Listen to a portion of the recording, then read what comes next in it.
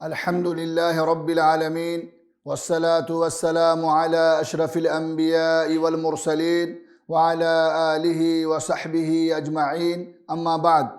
محترم ناظرین، السلام علیکم ورحمۃ اللہ وبرکاتہ۔ آج العروۃ الوثقیٰ کا نواں حلقہ ہے۔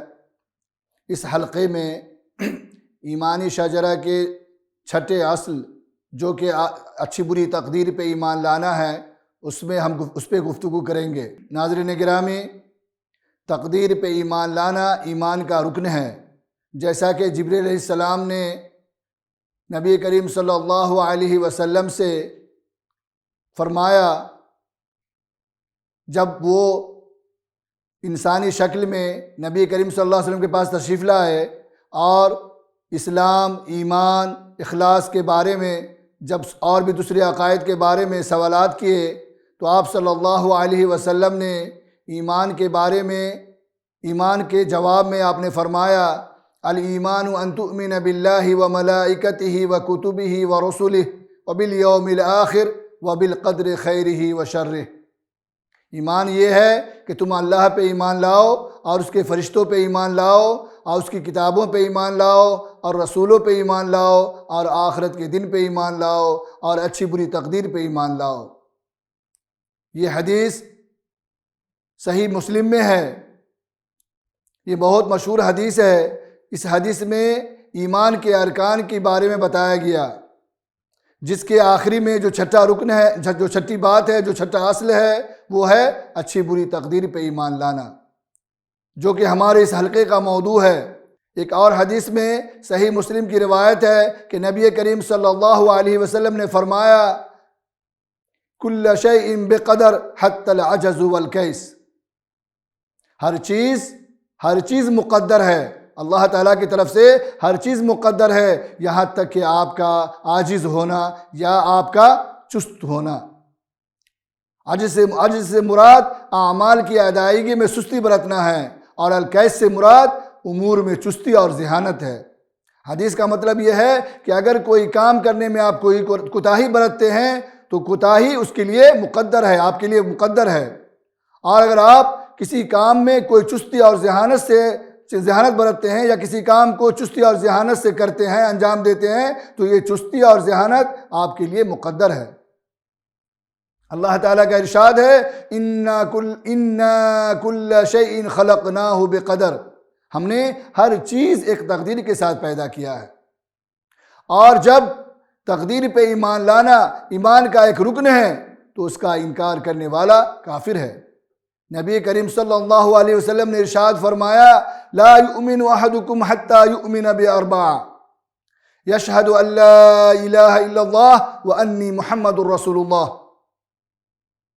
بعثني بالحق ويؤمن بالموت ويؤمن بالبعث بعد الموت ويؤمن بالقدر۔ کوئی بھی اس وقت تک مومن نہیں ہو سکتا جب تک چار باتوں پہ ایمان نہ لے آئے، گواہی دے کہ اللہ کے سوا کوئی عبادت کے لائق نہیں، اور میں محمد اللہ کا رسول برحق ہوں، اور موت پر ایمان لانا، اور موت کے بعد اٹھائے جانے پہ ایمان لائے، اور تقدیر پہ ایمان لائے۔ یہ حدیث ترمذی کی روایت ہے۔ محترم ناظرین، شریعت میں تقدیر کسے کہتے ہیں؟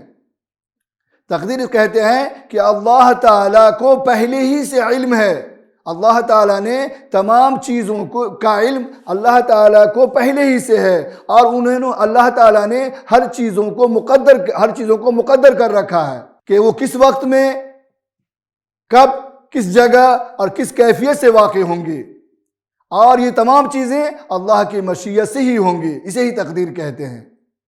تو تقدیر کے اس تعریف سے معلوم ہوتا ہے کہ تقدیر پہ ایمان لانے کے 4 مراتب ہیں۔ سب سے پہلا کہ ان تمام چیزوں العلم ہے۔ سب سے پہلی بات یہ ہے تقدیر میں کہ علم، اللہ تعالیٰ کو ہر چیز کا علم ہے، جو ہے اور جو ہوگا۔ جو چیز بھی ہے اس کا علم اللہ تعالیٰ کو ہے، اور جو چیز بھی ہوگی اور کیسے ہوگی اس کا بھی علم اللہ تعالیٰ کو ہے، اور اللہ تعالیٰ ہر چیز سے واقف ہے۔ اس سے کوئی چیز پوشیدہ نہیں، ذرہ برابر کی بھی کوئی چیز اللہ تعالیٰ کے علم سے باہر نہیں۔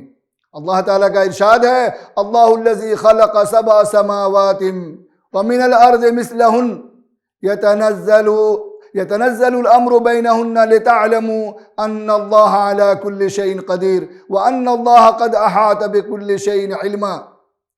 اللہ ہی وہ ذات ہے جس نے 7 آسمان بنائے اور اسی کے مانند زمینیں بھی، اس کا حکم ان کے درمیان نازل ہوتا رہتا ہے تاکہ تم جان لو کہ اللہ ہر چیز پہ قادر ہے، اور اللہ تعالیٰ نے ہر چیز کو اپنے احاطے میں گھر رکھا ہے۔ اللہ تعالیٰ ہر چیز سے محیط ہے اور اللہ تعالیٰ ہر چیز سے واقف ہے۔ دوسری بات یہ ہے تقدیر پہ ایمان لانے کی کہ کتابت، اللہ تعالیٰ نے، ہمارا ایمان ہے کہ اللہ تعالیٰ نے تمام مخلوقات کی تقدیر کو ایک کتاب میں لکھ رکھا ہے۔ نبی کریم صلی اللہ علیہ وسلم کا ارشاد ہے، کتب اللہ مقادیر الخلائق قبل ان یخلق السماوات والارض ب50,000 سنہ۔ اللہ تعالیٰ نے مخلوقات کی تقدیریں لکھ رکھی ہیں زمین و آسمان کی پیدائش سے 50,000 سال پہلے۔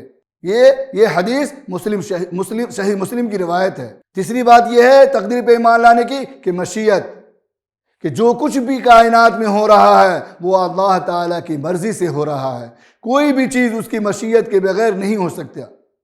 وہی ہوگا جو اللہ تعالیٰ چاہیں گے، اور وہ جو نہیں چاہیں گے وہ وجود میں آ ہی نہیں سکتا۔ اللہ تعالیٰ کا ارشاد ہے، وَمَا تَشَاءُونَ إِلَّا أَن يَشَاءَ اللَّهُ، اور تمہارے چاہنے سے کچھ نہیں ہوتا جب تک اللہ رب العزت نہ چاہے۔ چوتھی بات یہ ہے تقدیر میں خلقت، اس کا مطلب یہ ہے کہ جو کچھ بھی اس کائنات میں موجود ہے وہ اللہ تعالیٰ کی تخلیق ہے۔ اللہ تعالیٰ کا ارشاد ہے، اللہ خالق کل شیء وہو علی کل شیء وکیل، اللہ ہر چیز کا خالق ہے اور وہی ہر چیز پہ نگہباں ہے۔ محترم ناظرین، یہ تھا تقدیر کا مطلب اور اس پہ ایمان کے مراتب۔ جب مسلمان کو یہ معلوم ہو تو اس کو اطمینان ہوتا ہے کہ اللہ تعالیٰ اس کے ہر حرکات، ہر سکنات سے واقف ہے۔ اس کو اطمینان ہوتا ہے کہ اسے کوئی تکلیف نہیں دے سکتا جب تک اللہ کی مرضی نہ ہو۔ اسے وہی ہوگا جو کچھ اللہ چاہے گا۔ اللہ کی مرضی کے بغیر کوئی انسان یا کوئی مخلوق اس کا بال باکا نہیں کر سکتا۔ اور جب انسان کو معلوم ہوتا ہے تو انسان مطمئن ہو جاتا ہے، اور تو مسلمان کسی سے نہیں ڈرتا سوائے اللہ رب العزت کے، اور اسی پہ توکل کرتا ہے۔ محترم ناظرین، یہ ہمارے پروگرام العروۃ الوثقیٰ کا آخری حلقہ تھا۔ ہم نے اس حلقے میں تقدیر پہ بات کی، اور یہ ہمارے عروۃ الوثقیٰ کے 9 حلقوں میں ہم نے شجرہ ایمانی کے 6 اصولوں پہ تفصیلی بات کی۔ وہ 6 اصول یہ تھے کہ اللہ تعالیٰ پہ ایمان لانا، فرشتوں پہ ایمان لانا، اس کی کتابوں پہ ایمان لانا، اس کے رسولوں پہ ایمان لانا، آخرت کے روز پہ ایمان لانا، اور اچھی بری تقدیر پہ ایمان لانا۔ امید ہے کہ ہماری گفتگو آپ سب کو پسند آئی ہوگی۔ اللہ تعالیٰ سے دعا ہے کہ ہمیں اور آپ کو کہنے اور سننے سے زیادہ عمل کی توفیق عطا فرمائے، آمین۔ والسلام علیکم ورحمۃ اللہ وبرکاتہ۔ سبحان ربک رب العزت عما یصفون وسلام علی المرسلین والحمد للہ رب العالمین۔